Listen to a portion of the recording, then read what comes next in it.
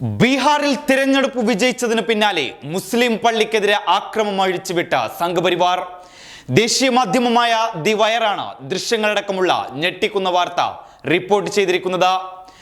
ബീഹാറിലെ തെരഞ്ഞെടുപ്പ് വിജയിച്ചതിന്റെ ഭാഗമായാണ് BJP അനുനായികൾ മുസ്ലിം പള്ളി തകർത്തതും ഇത് നിങ്ങളുടെ രാജ്യമല്ലെന്ന വിദ്വേഷ മുദ്രാവാക്യം വിളിച്ചതും. ബീഹാറിലെ കിഴക്കൻ ചമ്പാരനിലെ ജാമുവ ഗ്രാമത്തിലാണ് സംഭവം.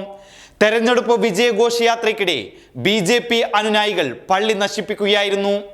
സംഭവത്തിൽ പള്ളിക്കുള്ളിൽ മഗ്രിബ് പ്രാർത്ഥന നടത്തുകയായിരുന്ന 5 പേർക്ക് സാരമായി പരിക്കേറ്റിട്ടുണ്ട്.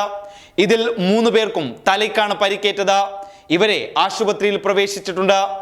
പ്രദേശത്തുണ്ടായിരുന്ന നിരവധി വാഹനങ്ങളും ആക്രമികൾ നശിപ്പിച്ചിട്ടുണ്ട്. പള്ളിയിലുണ്ടായിരുന്ന വസ്തുവകകളും അക്രമി സംഘം മോഷ്ടിച്ചു കൊണ്ടുപോയി.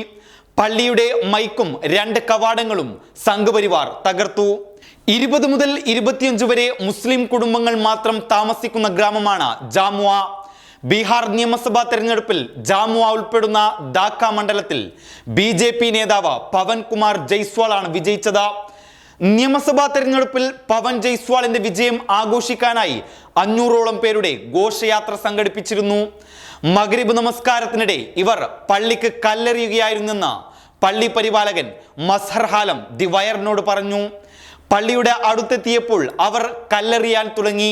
പള്ളിയുടെ കവാടങ്ങളും മൈക്കുകളും തകർത്തു. പ്രദേശത്തെ ഏറ്റവും പഴക്കം ചെന്ന പള്ളിയാണ് തകർക്കപ്പെട്ടത്.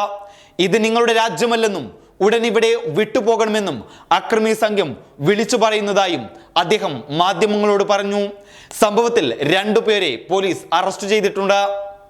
എന്തുകൊണ്ടാണ് ബീഹാറിൽ BJP വിജയിക്കരുതെന്ന് ജനാധിപത്യ വിശ്വാസികൾ ആഗ്രഹിച്ചതെന്ന് ഈ സംഭവത്തോടുകൂടി മനസ്സിലായി കാണുമല്ലോ. ന്യൂനപക്ഷങ്ങളെ വേട്ടയാടുക എന്നത് തന്നെയാണ് BJPയുടെ പ്രഖ്യാപിത നയവും. അതുതന്നെയാണ് അവർ ഇതുവരെ ചെയ്തുകൊണ്ടിരിക്കുന്നതും. ജാമുവയിലെ ഈ സംഭവം അതിനൊരു ഉദാഹരണം മാത്രമാണ്. News desk public Kerala. Mama's dishwash liquid, soft on hands.